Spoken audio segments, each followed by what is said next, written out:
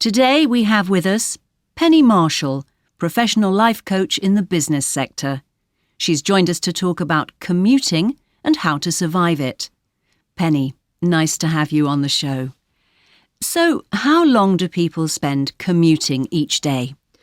Well, people in the UK spend an average of 45 minutes travelling to and from work. That's longer than in other European countries and works out at about 139 hours a year, or 19 working days. Of course, transport problems like train delays and cancellations or traffic jams can make your commute considerably longer. So what can people do? Well, of course, people use different forms of transport to get to work. So let's start with travellers by train. It sounds simple, but if your usual train is always packed, why not try an earlier or later one? Many bosses are flexible about hours, provided they know when to expect you. Setting off half an hour earlier or later might mean you get a seat in a quieter carriage. It's worth a try. But what about if all the morning trains are full, or if there is a delay? Sure, and this is the reality for hundreds of people every day. My advice is to plan your journey. Take something to do, preferably something you enjoy rather than work. So, reading a book or magazine, doing a puzzle or writing a letter to a friend. Or why not try something creative? Several of my clients take knitting on the train. Try anything that keeps your mind off the journey and has some positive result. Good advice. But what if you can't get a seat?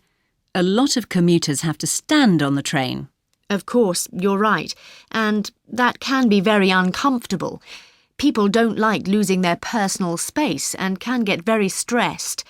In these cases, try accepting the situation and relaxing your mind. Focus on your breathing and think of something nice. A place that you love, a happy experience or a funny conversation. And try not to talk to other commuters for too long. That's surprising. Why is that? Well, it's okay to chat for a few minutes, but talking for a long time can be tiring.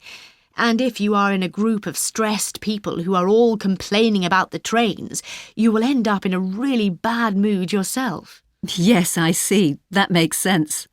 One other tip is to try a bit of exercise. Not aerobics, of course, but if you tense and then relax every muscle in your body, from your head to your toes, it can get rid of stress. Car drivers can try that too. Thanks for that, Penny.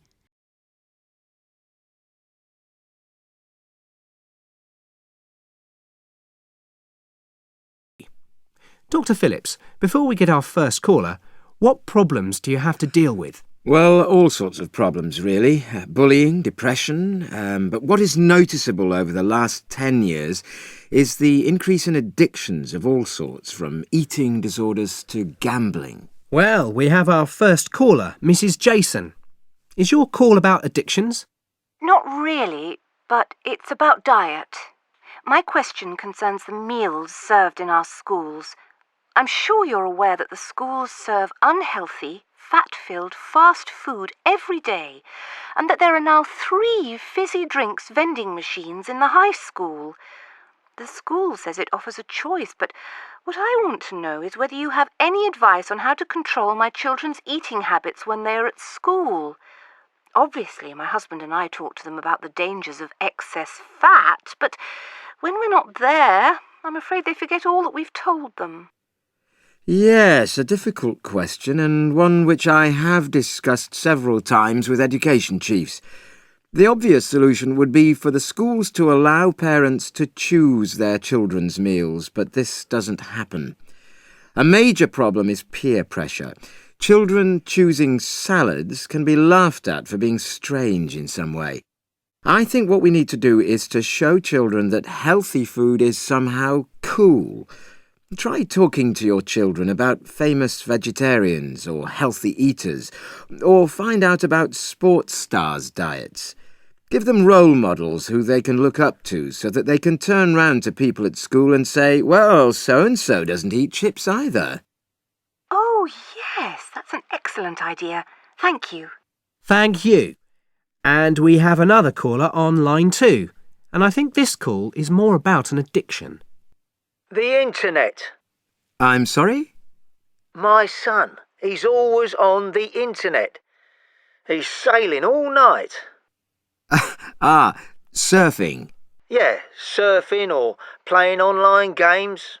We tell him to switch off and go to bed, and he does, but when we close the door, back on goes the computer.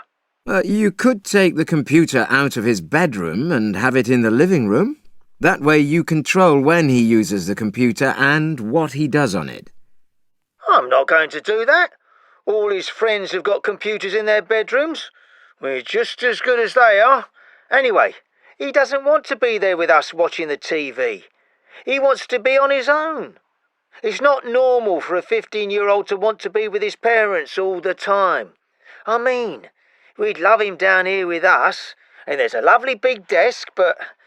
Oh, no, it's not right. It's not a case of being as good as other people. Your son needs your help to overcome his addiction.